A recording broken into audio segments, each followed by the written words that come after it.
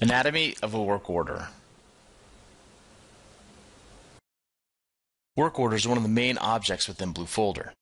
Think of a work order as a container or a bucket that houses all the important information on a specific service request, such as customer, the user that's going to help the customer, any labor, materials, expenses, and comments used along the way. When clicking on a work order anywhere within BlueFolder, you should be taken to the work order overview. The overview houses the most recent and pertinent information for this work order. At the top of the work order on the left, you'll see the work order number, as well as the short description and the customer we're helping. Below, we'll actually see the customer again, the service location where we're going to help this customer, and the specific contact that we need to meet with on site. The detailed description allows us a place to further define anything that might help us troubleshoot this issue or may help our staff better help the customer. Below that, the equipment we need to service is listed, as well as helpful information such as where the equipment is located and a serial number. We can see under additional information when this work order was created and any custom fields you may want to add to this work order. In the recent log entries, we see the last 3 activities that have happened to this work order. In this case, we've had a signed document that was deleted, an attachment was added, and a signed document was saved.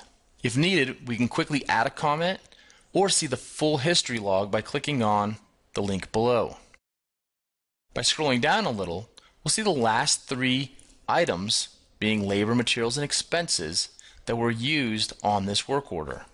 To date, we've used a couple parts and we've spent 3 hours troubleshooting the issue. Scrolling back up and looking to the right, we'll see our status for this work order. In this case, it's open and assigned. All statuses except for new and closed are customizable within BlueFolder. Below the status, we see 3 assignments for this work order. The first assignment is an example of an unscheduled assignment. In this case, the CEO needs to consult with the customer about potentially replacing this unit. Below that, we see the original assignment. Now that's an example of a scheduled assignment for one individual.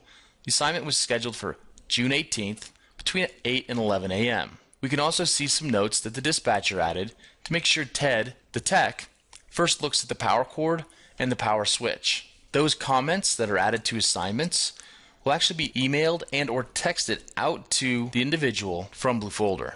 Below our completed assignment, the assignment with the green check mark, we see a single assignment for 2 individuals. This again is a scheduled assignment for June 19th, scheduled for 8 to 11. By scrolling down just a little bit more, we'll see all users that are related to this work order. Here we'll see any account managers and any service managers that are related to this customer automatically. Under other related people, we'll see the creator of the work order as well as any users you've specified to be added as default to all work orders. Depending on notification preferences, related to individuals will receive email and text messages based on any criteria they've chosen to be notified on. In addition, when looking at lists such as work orders, they can be filtered to work orders that are related to them.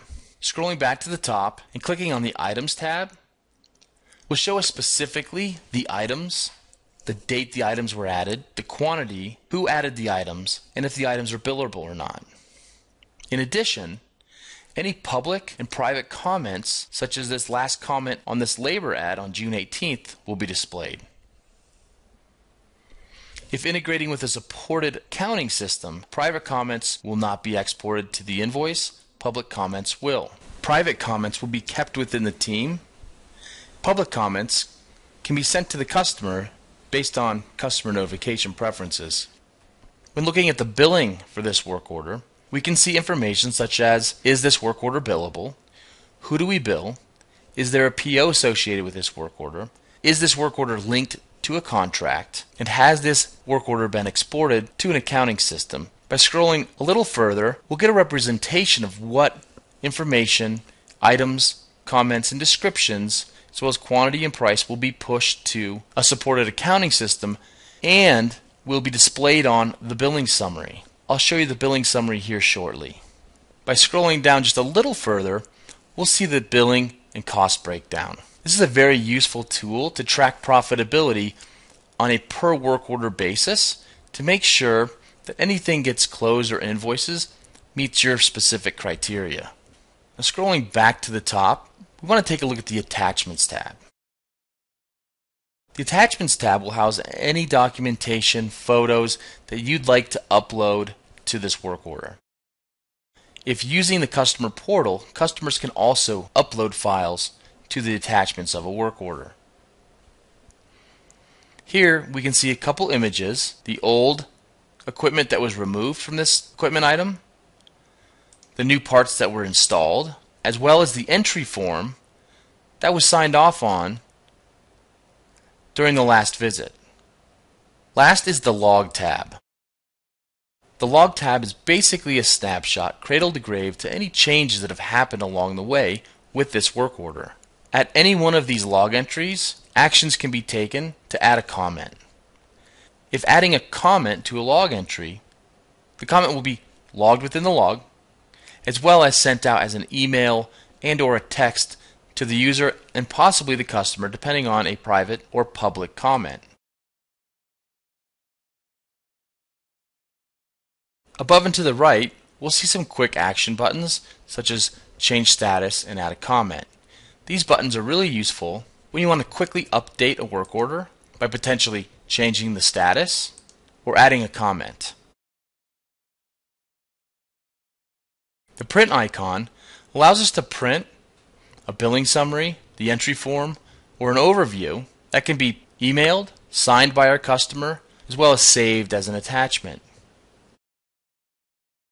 This billing summary basically details what we've done up to this point on this work order.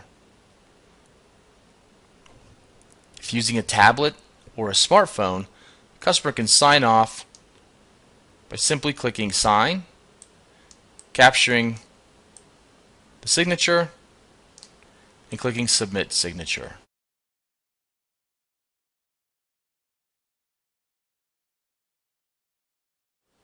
The billing summary can also be emailed to your client by simply clicking Email, add any message you'd like your customer to receive, and click Send.